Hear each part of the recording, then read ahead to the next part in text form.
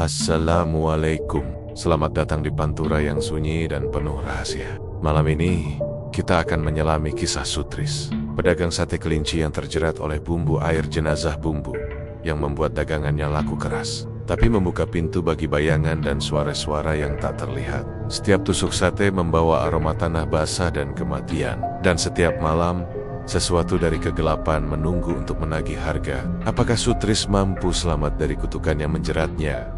Atau akankah keserakahan membawanya ke jurang horor tanpa akhir? Pasti, karena malam ini, rahasia Pantura akan menelan siapapun yang berani mendekat. Pantura pagi itu masih diselimuti kabut tipis, tapi aroma laut yang asin dan menyengat sudah mulai menusuk hidung penduduk. Di antara herek pikok para pedagang dan kendaraan yang melintas di jalan sempit dekat pasar, seorang pria paruh baya tampak sibuk mengatur keranjang kayu yang penuh dengan kelinci. Namanya Sutris. Wajahnya kusam, matanya sembab karena kurang tidur, namun gerak tangannya lincah dan cekatan, seperti orang yang terbiasa menekuni satu pekerjaan selama bertahun-tahun.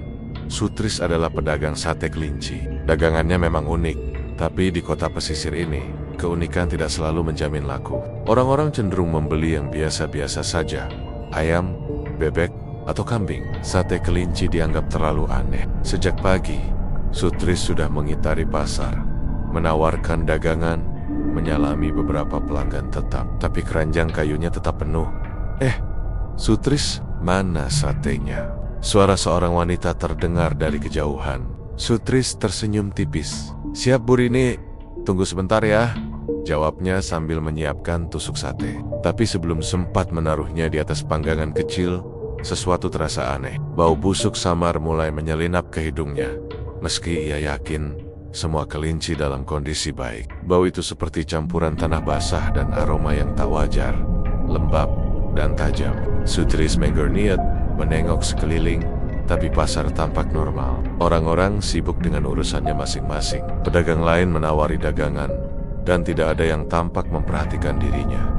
Hari-hari Sutris belakangan ini memang aneh. Dagangan yang biasanya sepi, kadang tiba-tiba ada pembeli yang membeli banyak. Namun, setelah beberapa hari, pembeli itu menghilang entah kemana, meninggalkan aroma dingin yang menempel di udara. Tetangga dan pedagang lain mulai menatapnya dengan mata penuh curiga. Beberapa buruh bisik-bisik di belakangnya menyebut Sutris membawa sial atau sesuatu yang tak bisa dijelaskan. Sutris mencoba mengabaikan. Ia pedagang, bukan dukun, dan selama dagangannya laku, ia tidak peduli gosip-gosip itu. Namun pagi itu, sesuatu terasa berbeda. Saat ia menyiapkan tusuk sate, sebuah bayangan samar melintas di tepi pandangannya. Ia menoleh cepat, tapi tidak ada siapa-siapa. Angin pagi bertiup lembut, membawa aroma laut, tapi juga aroma aneh itu, bau yang membuat kulit merinding. Sutris mengusap dahinya, mencoba menenangkan diri. Mungkin terlalu capek, gumamnya. Ia belum tahu bahwa kate kota itu adalah awal dari serangkaian kejadian yang akan mengubah hidupnya selamanya. Siang menjelang, pasar mulai ramai. Sutris mengangkat panggang kecilnya ke tengah jalan, menebar asap harum dari sate yang ia tusuk sendiri. Tiba-tiba seorang pria tua mendekat, berwajah suram, berpakaian lusuh, dan membawa tongkat kayu yang sudah lapuk. Mata pria itu tajam, seperti menembus setiap rahasia orang yang ia lihat. Sutris merasa tubuhnya tegang, tapi sopan. Daganganmu menarik, kata pria tua itu dengan suara serak, seperti suara yang sudah lama tersimpan di gua gelap. Tapi, kau ingin daganganmu laku? Luar biasa, bukan begitu?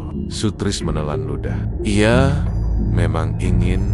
Setiap hari ia berpikir bagaimana caranya agar dagangan kelincinya habis tanpa harus menunggu lama. Tapi ada sesuatu dalam sorot mata pria itu yang membuat hati Sutris berdetak kencang. Bukan karena takut, tapi karena rasa ingin tahu dan sekaligus ngeri. Kalau kau mau, ada cara, lanjut pria tua itu. Satu cara yang pasti.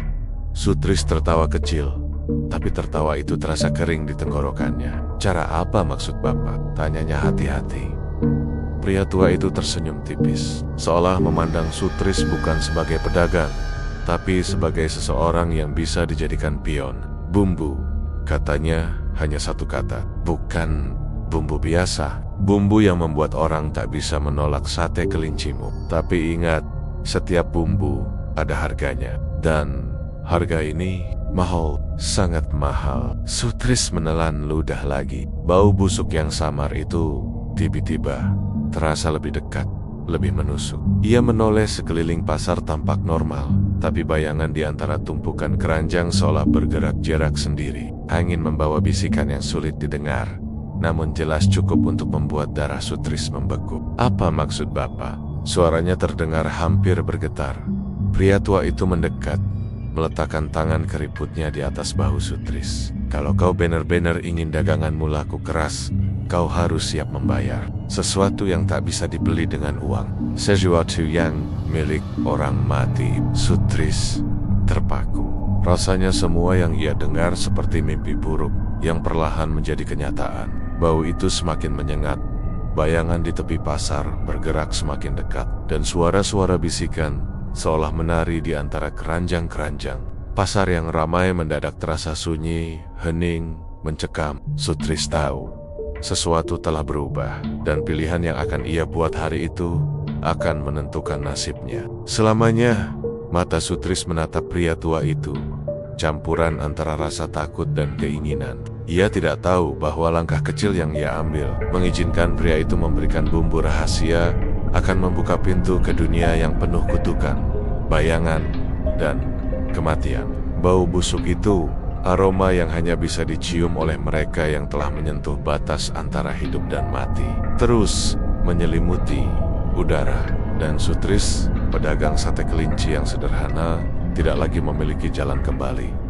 Malam itu Pantura tampak lebih gelap dari biasanya. Angin laut membawa aroma asin yang menusuk, bercampur dengan bau busuk samar yang hanya bisa dicium oleh mereka yang berada di ambang antara hidup dan mati. Sutris menutup warung kecilnya, menatap kerenjeng-kerenjeng kosong dengan rasa lega yang aneh. Dagangan hari ini habis lebih cepat dari biasanya, tapi bukan kegembiraan yang menyelimuti hatinya. Ada sesuatu yang aneh, gelap, dan menakutkan yang membuat tubuhnya gemetar. Bayangan di sudut warung bergerak, namun tidak ada seorang pun di sana. Sutris mengatupkan bibirnya, berusaha menenangkan diri. "Capek." "Ya, capek saja," gumamnya. Padahal setiap rambut di tubuhnya berdiri. Ia menyalakan lampu minyak kecil, tapi cahaya kuning itu tampak tak cukup menembus gelap yang pekat di sekitarnya. Sesuatu menunggu di luar, ia bisa merasakannya. Tiba-tiba, dari arah gang sempit, terdengar langkah-langkah berat. Bunyi itu berbeda dari kaki manusia biasa. Berat, lambat, seperti menekan tanah dengan kesengajaan. Sutris menahan napas. Pria tua itu muncul kembali, dengan mantel lusuh yang menutupi tubuhnya. Wajahnya samar dalam cahaya lampu minyak yang bergetar. Matanya menatap langsung ke mata Sutris, menembus hingga ke tulang, hingga terasa di ulu hati. "Kau memikirkan tawaranku, bukan?" Suara pria tua itu bergema, tapi seperti berasal dari dalam kepala Sutris sendiri. "Aku tahu kau ingin daganganmu laku, lebih dari apapun. Aku juga." "Kau takut membayar harga yang tak bisa kau lihat dengan mata?" Sutris menggeleng, berusaha menahan ketakutan. "Bebek, aku tidak mengerti maksud Bapak. Harga apa yang harus kubayar?" Pria itu tersenyum, dan senyum itu bukan senyum manusia biasa. Ia tampak seperti sesuatu yang hidup di antara dunia ini dan dunia yang lain. "Harga ini sesuatu yang berasal dari yang sudah tiada," katanya pelan. "Dari mereka yang tidak lagi bernapas. Kau ingin daganganmu laku keras, bukan? Kau ingin pelanggan mengantre, bukan sekadar habis separuh keranjang, tapi habis semua. Aku bisa memberimu itu, tapi kau harus berani menerima konsekuensi." Sutris menelan ludah. Jantungnya berdetak cepat, tapi ada perasaan aneh, dorongan kuat yang membuatnya ingin menerima tawaran itu. Semacam rasa penasaran dan keserakahan yang tercampur dengan ketakutan. Apa yang harus kulakukan?" Suaranya nyaris bergetar. Pria tua itu mendekat lebih dekat. "Aku akan memberimu bumbu rahasia. Bumbu ini tidak seperti bumbu biasa. Kau tak akan menemukan rasanya di toko manapun. Kau hanya perlu menyiapkan satenya seperti biasa, lalu tambahkan bumbu ini." Sutris memicingkan mata. "Bumbu?" "Ya, bumbu," jawab pria tua itu. "Bukan bumbu rempah, bukan kecap, bukan garam. Bumbu ini terbuat dari air jenazah. Hanya setetes, tapi cukup untuk mengubah sate biasa menjadi sesuatu yang tak tertahankan bagi siapapun. Orang akan datang sendiri, menunggu giliran, membeli semua tanpa menawar. Kau akan kaya, Sutris, kaya. Dalam hitungan hari, Sutris membeku. Kata air jenazah membuat darahnya membeku. Namun dorongan keserakahan lebih kuat dari rasa takutnya. Ia bisa membayangkan kerenjong-kerenjong kosongnya yang kini penuh setiap hari. Uang mengalir tanpa henti, kehidupan yang selama ini ia idamkan. Tapi Sutris menelan ludah. Apakah itu halal? Bukan dosa. Pria tua itu tertawa pelan. Suara yang lebih mirip desisan daripada tawa. Dosa dan halal hanyalah kata-kata manusia. Kau akan belajar bahwa dunia ini tidak sebersih yang kau pikir. Tapi ingat, setiap bumbu memiliki harga. Kau tidak bisa menolak konsekuensi ketika sudah meminumnya, ketika sudah menyebarkannya ke dunia. Sutris menggigit bibirnya. Keringat dingin membasahi dahi. Ia tahu bahwa mengambil tawaran ini bisa menghancurkan hidupnya. Tapi pikiran tentang kemakmuran dan kekayaan, tentang dagangan yang selalu habis, lebih kuat. Ia menunduk dan perlahan mengangguk. Baik, aku mau mencoba. Pria tua itu tersenyum, dan dari saku lusuhnya, ia mengeluarkan botol kecil berisi cairan keruh. Aromanya aneh, bercampur antara tanah basah dan aroma yang masih. Sutris memandangnya dengan ngeri, tapi tangan yang gemetar mengambil botol itu. Gunakan dengan hati-hati, kata pria tua itu. 1 tetes cukup. Jangan pernah menambahkan lebih. Dan ingat, mereka yang sudah tiada akan selalu mengawasi. Kau tidak bisa menghindarinya. Malam semakin larut. Sutris pulang ke rumahnya. Botol kecil itu disembunyikan di laci meja. Malam itu ia tidak tidur. Ia terus memikirkan bau busuk yang samar dari keranjang kelinci, langkah pria tua itu, dan bisikan halus yang terdengar seperti suara orang menangis. Di satu sisi, ia merasa tegang, takut, dan bersalah. Tapi di sisi lain, ada rasa senang yang aneh, karena esok hari, dagangannya akan laku. Pasti laku. Dan tanpa Sutris sadari, malam itu juga, bayangan-bayangan yang selama ini hanya samar-samar, mulai bergerak lebih dekat. Mereka menunggu, mereka menatap. Mereka menunggu saat bumbu itu digunakan pertama kali. Pantura malam itu bukan hanya gelap karena ketiadaan cahaya. Gelapnya adalah gelap yang lahir dari ambisi manusia, dari keserakahan yang memanggil kegelapan yang lebih tua. Donsut tanpa sadar telah membuka pintu ke dunia yang tak pernah bisa ia tutup lagi. Pagi pertama setelah Sutris menerima botol kecil berisi cairan aneh itu, udara Pantura terasa lebih berat, lebih lembab, seolah langit ikut menahan napas. Matahari perlahan muncul, tapi cahaya yang seharusnya hangat kini terasa dingin, menembus hingga tulang. Sutris berdiri di dapur kecil rumahnya, menatap botol yang tersimpan di laci meja. Cairan keruh itu tampak hidup bergerak pelan, seperti air yang menari di gelas, menunggu dipergunakan. Tangannya gemetar ketika ia membuka tutup botol itu. Aroma yang keluar langsung membuatnya mundur beberapa langkah. Bau tanah basah bercampur busuk itu menusuk hidung, mengguncang perutnya. Namun di balik ketakutan itu, ada rasa penasaran dan, lebih dari itu, keserakahan yang mendorongnya untuk melangkah lebih jauh. Sutris mengambil tusuk sate pertama, merendamnya sebentar ke cairan misterius itu, lalu menaruhnya di atas panggang kecil. Asap dari arang yang menyala mulai membumbung. Aroma sate yang biasanya biasa saja kini bercampur aroma lain. Aroma yang sulit dijelaskan, tapi memikat. Sutris menelan ludah, merasakan ketegangan yang aneh menjalar dari ujung kepala hingga kaki. Ia tahu, sesuatu telah berubah.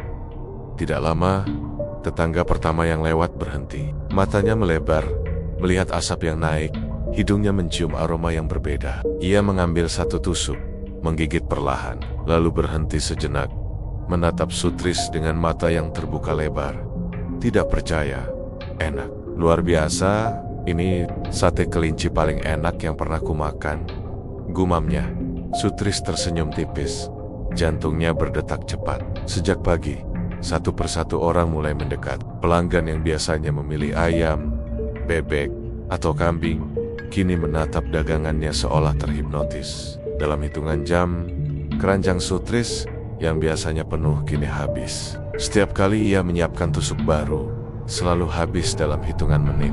Namun, di balik kesuksesan itu, Sutris mulai merasakan perubahan aneh pada tubuhnya. Dingin yang tidak wajar merayap di kulit, rambut berdiri di tengkuk, dan suara-suara samar terdengar dari arah luar rumah. Suara tangisan lembut, kadang serak dan putus-putus, kadang panjang dan merintih. Setiap kali ia menoleh, bayangan samar selalu tampak bergerak di tepi pandangannya. Malam pertama setelah dagangan habis, Sutris duduk di depan rumahnya. Botol bumbu kosong tersimpan kembali di laci. Tiba-tiba, angin bertiup deras, membawa aroma yang sama seperti bumbu itu, aroma tanah basah dan kematian. Ia mendengar langkah berat, tetapi tidak ada siapapun. Dari arah gang sempit, bayangan bergerak semakin jelas. Sosok gelap berdiri di ujung gang, menatap Sutris dengan mata yang berkilau, seperti bara api. Sutris menahan napas, mencoba menenangkan diri. Ini baru permulaan. Suara serak terdengar di udara, tanpa arah yang jelas. Sutris menoleh, tapi tidak ada siapa-siapa. Hanya bayangan yang seakan menunggu, menatap dengan intensitas yang mencekam. Keesokan harinya, pelanggan datang lebih banyak. Beberapa bahkan membawa min-men.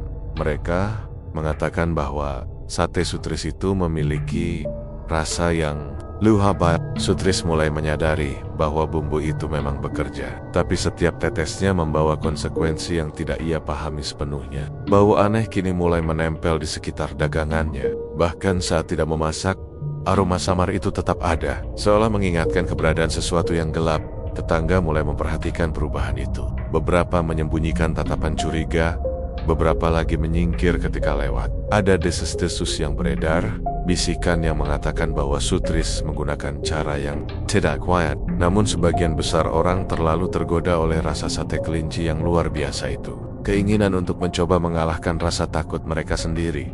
Di malam hari, Sutris mulai mengalami mimpi buruk. Ia melihat kelinci-kelinci yang ia jual berubah menjadi bayangan manusia yang memohon, menjerit, dan menatapnya dengan mata penuh dendam. Ia bangun dengan tubuh basah oleh keringat dingin, jantung berdebar kencang, dan rasa bersalah yang aneh. Namun keesokan paginya, ketika dagangan habis lagi, rasa bersalah itu tertutupi oleh kegembiraan dan dorongan keserakahan. Hari demi hari, Sutris semakin terikat dengan bumbu itu. Ia tidak bisa berhenti, karena setiap kali ia mencoba menahan diri, keranjang tetap penuh, orang-orang tetap menunggu, dan bayangan samar tetap menatapnya dari tepi pandangannya. Ia mulai menyadari bahwa sesuatu yang lebih gelap mengikuti setiap langkahnya, sesuatu yang tidak bisa dilihat oleh mata biasa, tetapi selalu hadir di dekatnya. Pada malam ketiga, ketika angin pantura berhembus lebih kencang dari biasanya, Sutris berdiri di depan rumahnya, menatap laut yang gelap. Gelombang berderu seakan menirukan bisikan-bisikan halus yang ia dengar selama ini. Di tepi Rama, bayangan samar mulai muncul lebih jelas. Sosok itu tidak lagi jauh, kini berdiri di ambang pintu, menatapnya dengan mata yang menyala, tanpa kata. Sutris menelan ludah, hatinya berdetak tak terkendali. Ia tahu, penggunaan bumbu itu bukan hanya membuat dagangannya laku, tapi juga membuka pintu bagi sesuatu yang menunggu. Sesuatu yang kelam, sesuatu yang haus akan harga yang harus dibayar. Sutris mengusap wajahnya, mencoba menenangkan diri. Namun aroma tanah basah dan busuk tetap menyelimuti udara. Dan suara tangisan samar kini terdengar lebih jelas, lebih dekat. Ia tahu, setiap tusuk sate yang ia buat kini membawa kutukan yang tidak bisa ia hindari. Dan sesuatu yang menunggu di kegelapan, semakin dekat, semakin menatap, dan semakin bersiap untuk menagih harga dari dunia yang telah ia ganggu. Malam di Pantura semakin pekat. Angin laut yang biasanya membawa kesegaran kini terasa dingin menusuk tulang, seolah membawa pesan gelap dari kejauhan. Sutris duduk di teras rumahnya, menatap keranjang kosong yang tadi siang penuh dengan sate kelinci. Malam-malam seperti ini selalu menyelimuti dirinya dengan ketegangan yang sulit dijelaskan. Setiap kali ia menutup mata, bayangan samar muncul di tepi pandangannya, menatap dengan intensitas yang menakutkan. Malam itu, suara-suara aneh mulai terdengar lebih jelas. Awalnya hanya bisikan yang samar, namun kini jelas seperti orang yang menangis di dekat rumahnya. Sutris menoleh ke arah sumber suara, tapi yang ia lihat hanyalah kegelapan pekat. Tidak ada siapapun, hanya aroma tanah basah dan busuk yang semakin kuat. menusuk hidungnya, membuat jantungnya berdegup kencang. Ia berusaha mengabaikan rasa takut itu, berusaha meyakinkan dirinya bahwa semua ini hanyalah imajinasi. Namun ketika ia melangkah masuk ke dapur untuk menyiapkan satenya, sesuatu menyentuh bahunya. Sutris menjerit, berbalik, tapi tidak ada siapapun. Hanya bayangan hitam yang bergerak cepat di sudut mata, lenyap saat ia menatap langsung. Sejak menggunakan bumbu air jenazah, setiap malam Sutris dihantui oleh penampakan yang semakin nyata. Awalnya hanya bayangan samar, kini sosok itu berdiri lebih jelas, seolah menunggu. Ia tinggi, berwajah tak jelas, tapi matanya merah seperti bara api, menembus kegelapan. Sosok itu tidak berbicara, namun Sutris bisa merasakan amarah dan dendam yang keluar dari setiap gerakannya. Malam itu, Sutris mencoba tidur, tetapi mimpi buruknya lebih nyata dari biasanya. Ia melihat kelinci-kelinci yang dijualnya berubah menjadi mayat-mayat kecil, menjerit dan merintih, mengulurkan tangan ke arahnya. Tangannya gemetar, jantungnya berdetak tidak beraturan. Ia bangun, basah oleh keringat dingin, dan suara tangisan nyata terdengar dari luar rumah. Sutris mencoba menyalakan lampu minyak, tapi nyala api bergoyang-goyang, seolah disentuh oleh angin gaib. Di sudut rumah, bayangan itu semakin jelas. Kini sosok itu tidak lagi samar, kulitnya kelihatan seperti membusuk. Mata merah menyala, mulut terbuka seolah menjerit, tapi tidak ada suara keluar. Sutris terpaku, tubuhnya membeku, ketakutan mencekam setiap pori-porinya. Ia ingat kata-kata pria tua, mereka yang sudah tiada akan selalu mengawasi, kau tidak bisa menghindarinya. Kini Sutris menyadari bahwa perkataan itu bukan ancaman kosong. Sosok yang muncul di malam hari adalah bayangan dari mereka yang air jenazahnya digunakan sebagai bumbu. Mereka menuntut balas, hadir dalam kegelapan untuk menagih harga yang harus dibayar. Hari-hari berikutnya, Sutris tidak hanya dihantui saat malam. Bayangan itu mulai muncul di siang hari, samar di tepi pasar, menatapnya dari balik keranjang, dari celah-celah rumah, bahkan mengikuti langkahnya saat mengantarkan sate ke pelanggan. Sutris semakin panik, tetapi dagangannya tetap laku keras. Pelanggan datang berbondong-bondong, terpikat oleh rasa sate kelinci yang tak tertandingi. Setiap kali ia mencoba berhenti menggunakan bumbu itu, keranjang tetap penuh dengan rasa takut yang aneh, seolah bayangan itu menuntut ia terus menggunakan bumbu agar hutang mereka dibayar. Sutris mulai kehilangan kendali, tidur tidak nyenyak, makan susah, dan setiap langkah terasa diawasi. Bayangan itu kadang muncul di depan rumah, kadang di belakang, kadang hanya berupa mata merah yang menatap dari kegelapan. Orang-orang di sekitar mulai curiga, namun mereka tidak berani bertanya atau menegur. Desas-desus tentang pedagang sate yang membawa kutukan mulai terdengar. Anak-anak takut lewat dekat rumahnya, tetangga menutup pintu dengan cepat ketika lewat di depannya. Suatu malam, ketika angin lebih kencang dan gelombang laut bergemuruh keras, Sutris mencoba menghadapi bayangan itu. Ia berteriak, menantang, tapi sosok itu hanya diam, menatapnya dengan tatapan yang dalam dan penuh dendam. Tubuh Sutris gemetar hebat, dan ia merasakan aroma busuk yang menyelimuti seluruh rumah. Suara tangisan semakin keras.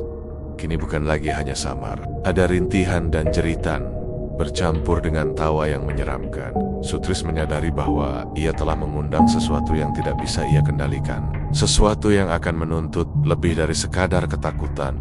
Ia menutup pintu, mencoba menenangkan diri, namun suara langkah berat di lantai kayu terdengar jelas. Bayangan itu bergerak mendekat. Jantung Sutris terasa seperti akan meledak. Malam itu, Sutris baru benar-benar mengerti.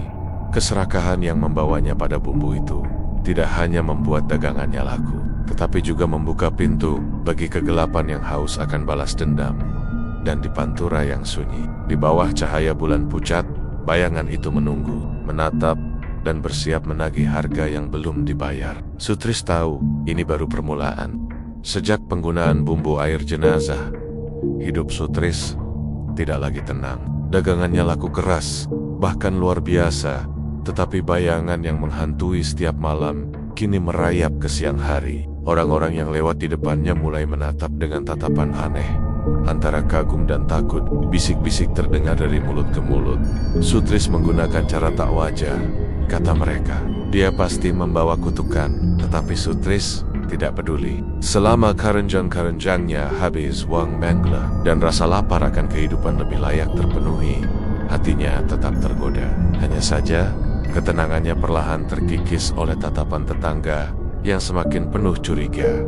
Pada suatu sore, seorang pedagang ayam bernama Jaka mendekat dengan wajah cemberut. "Sutris, apa kau serius menggunakan cara itu?" tanyanya. Suaranya hampir berbisik di antara suara pasar yang ramai. "Aku dengar orang-orang yang mencoba meniru daganganmu. Mereka sakit. Ada yang hilang seminggu lalu. Kau bermain dengan sesuatu yang tak wajar." Sutris tersenyum tipis, mencoba menutupi ketakutannya. "Hanya bumbu rahasia, Pak Jaka. Tidak ada yang aneh," jawabnya. Meski hatinya berdebar, bau samar busuk yang selalu menyertai bumbu itu tiba-tiba terasa lebih kuat, seolah menguatkan kata-kata Jaka. Tetapi bisikan itu hanya awal. Hari-hari berikutnya, pedagang lain mulai memperhatikan keanehan di sekitar Sutris. Ada yang melihat bayangan samar bergerak di tepi pasar saat Sutris menyiapkan sate. Ada yang mendengar suara tangisan samar saat ia tertawa bersama pelanggan. Rasa takut perlahan berubah menjadi iri dan dendam. Mereka ingin mengungkap rahasia Sutris, menyaingi kesuksesannya, atau setidaknya menghancurkannya. Suatu malam, ketika Sutris menutup warung, ia melihat sesuatu yang menakutkan. Keranjang kosong yang ia bawa untuk membersihkan dapur tampak bergerak sendiri. Bayangan hitam berkedip di sudut ruangan. Ia menelan ludah, tubuhnya gemetar.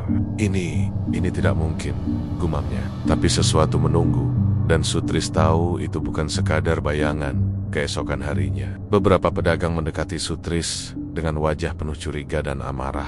Mereka menuduhnya menggunakan ilmu hitam, menyebarkan kutukan, dan memanfaatkan kematian orang lain untuk keuntungan sendiri. Sutris mencoba menjelaskan, tapi kata-katanya terdengar kosong di antara bisik-bisik takut dan tatapan dendam mereka. Suasana pasar menjadi tegang. Orang-orang mulai menghindari Sutris. Beberapa bahkan menatapnya dengan rasa ingin menghancurkan. Sutris merasa terpojok. Ia mulai menyadari bahwa penggunaan bumbu itu tidak hanya menarik pelanggan, tetapi juga mengundang iri dan dendam dari orang-orang di sekitarnya. Dan yang lebih menakutkan, bayangan yang menghantui malam-malam Nia kini tampak semakin dekat setiap kali ia berinteraksi dengan tetangga atau pedagang lain. Suatu malam, ketika Sutris pulang lebih lambat, bayangan itu muncul di gang sempit menuju rumahnya. Sosok tinggi dengan mata merah menyala berdiri di tengah jalan. Sutris berhenti, tubuhnya membeku. Aroma tanah basah dan busuk memenuhi udara. Ia ingin berlari, tetapi kakinya seolah tertambat ke tanah. Dari gang sempit terdengar suara serak, seperti desisan. Mereka yang iri akan kau bayar, seperti kau membayar mereka yang mati. Sutris menutup mata, menahan napas. Dan ketika membuka kembali, sosok itu lenyap, meninggalkan udara yang dingin dan bau yang menusuk. Keesokan harinya, Jaka dan beberapa pedagang lain mencoba meniru kesuksesan Sutris. Mereka membuat sate kelinci, mencoba bumbu rahasia yang mereka kira dimiliki Sutris. Namun hasilnya berbeda. Beberapa sakit misterius, ada yang pingsan, bahkan salah satu pedagang hilang tanpa jejak. Desas-desus tentang kutukan Sutris semakin kuat. Tetangga yang tadinya hanya curiga, kini berubah menjadi musuh yang penuh dendam. Sutris menyadari bahwa keserakahan telah menjerumuskannya ke dalam pusaran konflik yang tak ia duga. Orang-orang yang seharusnya menjadi teman, tetangga, atau rekan pedagang, kini menjadi ancaman. Setiap tatapan penuh curiga, setiap langkah mendekat, selalu membuat jantungnya berdetak kencang. Dan yang paling menakutkan, bayangan penunggu malam tidak lagi hanya muncul di rumahnya. Sosok itu mengikuti setiap gerakannya, diam-diam, menunggu saat harga harus dibayar. Malam itu, Sutris duduk di depan rumah, menatap gelap pantura yang berangin kencang. Ia tahu, dendam tetangga dan kutukan bayangan itu adalah kombinasi yang mematikan. Sesuatu di dalam dirinya mulai merasa panik, tetapi ia tidak bisa berhenti. Setiap tusuk sate yang ia buat adalah taruhan antara hidup dan kematian, antara keberuntungan dan kutukan yang semakin nyata. Angin malam membawa aroma tanah basah, dan suara tangisan terdengar lebih keras dari sebelumnya. Sutris menunduk, menyadari satu hal yang menakutkan. Ia tidak hanya berhadapan dengan musuh manusia, ia kini berhadapan dengan kekuatan gaib yang akan memastikan bahwa harga dari keserakahan dan dendam orang-orang sekitar tidak bisa dielakkan. Dan di kegelapan Pantura itu, bayangan-bayangan menunggu. Mereka mengamati, mereka bersabar, dan mereka bersiap menagih hutang yang akan datang dari semua yang telah disentuh Sutris dengan bumbu air jenazahnya. Sutris mulai merasakan perubahan yang tidak bisa ia abaikan. Tubuhnya terasa lelah sepanjang waktu.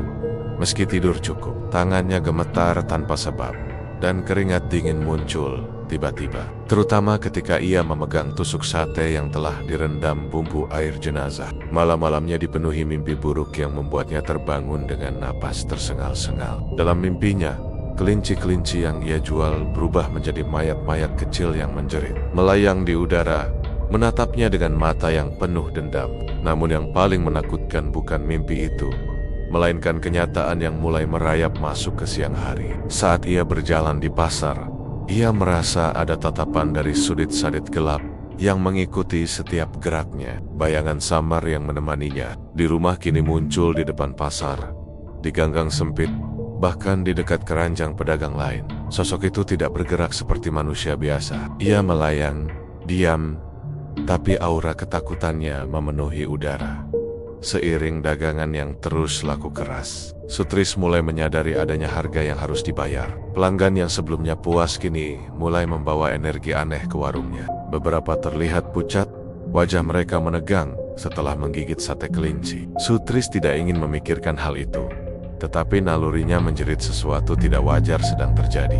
Suatu sore, ketika ia sedang menyiapkan sate untuk pelanggan tetap, tubuh Sutris mendadak lemas. Tusuk sate yang dipegangnya hampir jatuh. Ia memegang dada, jantungnya berdetak tak beraturan. Tubuhnya gemetar hebat, dan aroma tanah basah yang familiar menusuk hidungnya lebih kuat dari sebelumnya. Bayangan di sudut dapur bergerak cepat, dan suara tangisan terdengar jelas, seperti ribuan orang merintih sekaligus. Ia mencoba berteriak, tetapi suaranya tercekik. Tangannya berusaha menyalakan lampu minyak, namun nyala api berkedip dan mati, meninggalkan dapur dalam kegelapan total. Bayangan itu bergerak mendekat, menatapnya dengan mata merah yang menyala. Sutris merasakan dingin yang menusuk hingga tulang. Ia tahu bahwa itu adalah peringatan, bukan ancaman kosong. Keserakahan yang membawanya pada bumbu air jenazah kini menagih harga.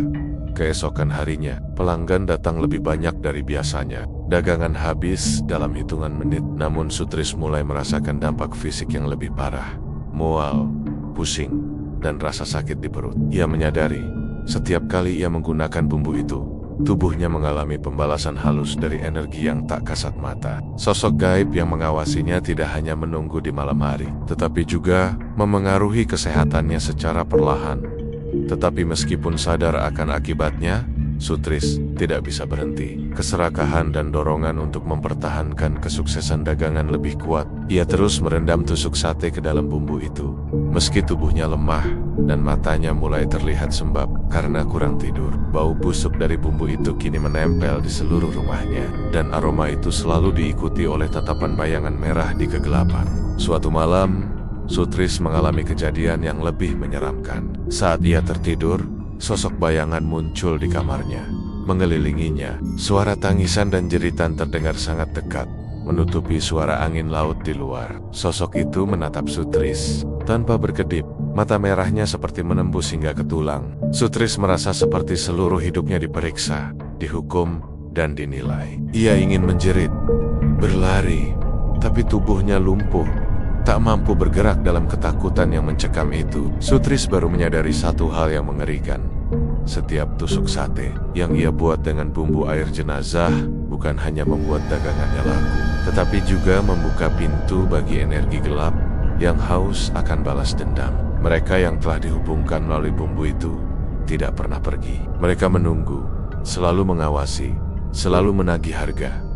Keesokan harinya, tetangga mulai memperhatikan perubahan Sutris yang semakin aneh. Wajahnya pucat, mata sembab, dan gerak tubuhnya tampak tegang. Beberapa anak kecil menangis ketika lewat rumahnya, menunjuk ke arah bayangan samar di sudut rumah. Orang-orang berbisik, menyebutnya terkutuk dan pedagang yang bermain dengan kematian. Sutris menyadari bahwa keserakahan yang membawanya pada bumbu itu kini berubah menjadi kutukan nyata. Dagangannya memang laku keras, tetapi harga yang harus dibayar adalah nyawanya sendiri perlahan. Malam demi malam, bayangan demi bayangan, jeritan demi jeritan. Ia tahu tidak ada jalan kembali. Pintu yang dibukanya melalui bumbu air jenazah telah menjerumuskannya ke dalam dunia kegelapan yang tidak bisa ia kendalikan. Dan ketika malam menelan pantura, bayangan-bayangan itu bergerak lebih dekat. Mereka menunggu saat harga penuh harus dibayar. Sutris menatap gelap, tubuhnya lemah, jantungnya berdegup kencang. Ia tahu keserakahan memiliki konsekuensi yang tak terelakkan, dan malam itu, harga itu akan semakin tinggi. Pantura pagi itu diselimuti kabut tipis, tapi bagi Sutris, kabut itu terasa seperti tirai gelap yang menutupi dunia nyata. Tubuhnya lemah, matanya sembab, dan langkahnya berat. Ia menyadari bahwa kutukan dari bumbu air jenazah tidak lagi berhenti pada dirinya sendiri. Energi gelap yang menyertai setiap tusuk sate kini merembet ke orang-orang di sekitarnya, pelanggan, tetangga, bahkan pedagang lain yang mencoba menyaingi kesuksesannya sejak beberapa hari terakhir. Bisikan dan tangisan tidak hanya muncul di rumahnya. Pedagang lain yang penasaran dengan kesuksesan Sutris mulai merasakan hal-hal aneh, mual mendadak, pingsan. Bahkan satu pedagang hilang tanpa jejak setelah mencoba membuat sate kelinci sendiri. Sutris mendengar cerita-cerita itu dari bisik-bisik tetangga, dan setiap kisah menambah ketakutannya. Ia tahu bahwa kutukan itu tidak bisa dikendalikan, dan orang-orang di sekitarnya kini menjadi korban tak bersalah dari keserakahannya. Suatu sore, ketika Sutris berjalan di pasar, seorang ibu tua mendekatinya dengan wajah pucat dan mata yang gelap. "Sutris, kau harus berhenti. Anak-anak kami menangis setiap malam karena mendengar suara tangisan dari arah rumahmu. Mereka ketakutan," kata ibu itu dengan suara bergetar. Sutris menunduk, menahan rasa bersalah yang tiba-tiba muncul, tetapi ia tahu dagangannya tidak bisa berhenti begitu saja. Setiap tusuk sate yang ia buat tanpa bumbu tidak lagi laku. Keserakahan dan ketergantungan telah menjebaknya. Bayangan yang selalu menghantui malamnya kini semakin agresif. Di gang sempit menuju rumahnya, sosok itu muncul lebih jelas dari sebelumnya. Tubuhnya tinggi, kulit membusuk, mata merah menyala, dan mulutnya terbuka seperti menjerit tanpa suara. Sutris bisa merasakan hawa dingin yang menusuk. Bahkan ketika siang hari, bayangan itu selalu mengikuti langkahnya. Ia menyadari bahwa kutukan itu kini tidak hanya menghantui dirinya, tetapi juga orang-orang yang disentuh oleh bumbu air jenazah. Malam harinya, Sutris tidak bisa tidur. Dari jendela kamarnya, ia melihat bayangan bergerak di antara rumah tetangga. Suara tangisan semakin jelas, bercampur dengan rintihan dan tawa yang menyeramkan. Sutris merasa seolah-olah seluruh Pantura kini berada dalam kendali kekuatan gelap yang ia buka sendiri. Bau tanah basah dan busuk yang selalu mengikutinya kini menyebar ke seluruh jalan, membuat siapapun yang lewat merasa gelisah tanpa alasan. Keesokan harinya, Sutris menyadari bahwa beberapa tetangga mulai menjauhinya, tetapi beberapa yang penasaran mencoba mendekat. Mereka ingin tahu rahasia suksesnya, namun setiap yang mendekat selalu mengalami pengalaman aneh, pusing mendadak, bisikan tak jelas, atau bayangan samar yang muncul dari celah-celah rumah. Sutris menyadari bahwa kutukan itu tidak bisa dihindari. Energi gelap dari bumbu air jenazah telah menjerat seluruh lingkungannya, membuat setiap orang yang terlibat menjadi bagian dari siklus horor yang tak berkesudahan.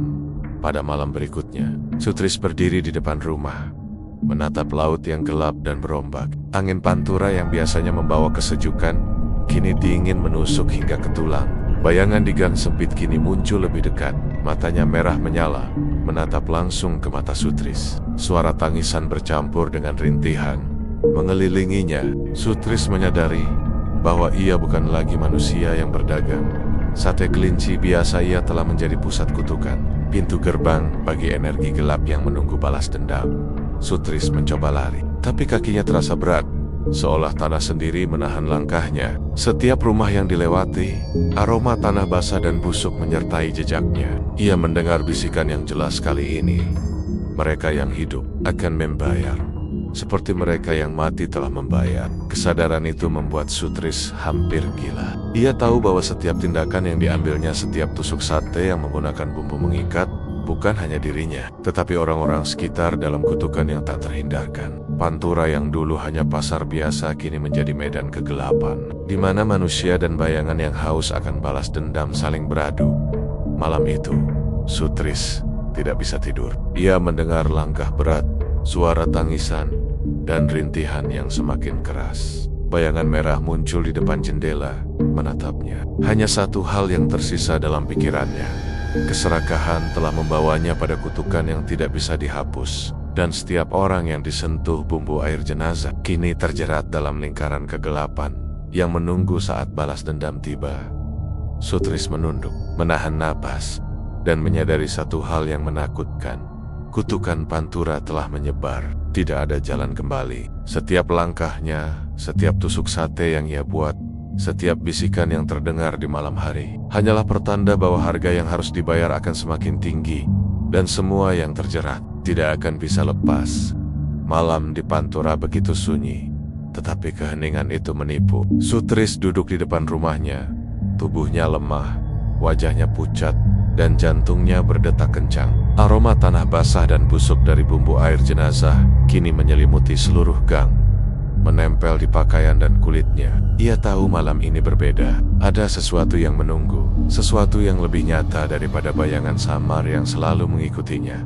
Beberapa tetangga sudah menutup pintu rapat-rapat, menatap Sutris dari balik jendela dengan mata penuh ketakutan. Anak-anak menangis karena mendengar suara tangisan dan rintihan yang tak wajar. Beberapa orang dewasa menunduk, menahan napas, takut terjerat dalam aura kegelapan yang menyelimuti rumah Sutris. Tiba-tiba, dari arah gang sempit, terdengar suara langkah berat yang menghentak tanah. Bayangan merah yang selalu menghantui Sutris muncul lagi, kali ini lebih nyata. Sosok itu lebih besar, menutupi hampir seluruh gang. Dengan mata merah menyala dan mulut terbuka seolah menjerit tanpa suara. Tubuhnya tampak membusuk dan aura dingin yang keluar dari sosok itu membuat darah Sutris membeku.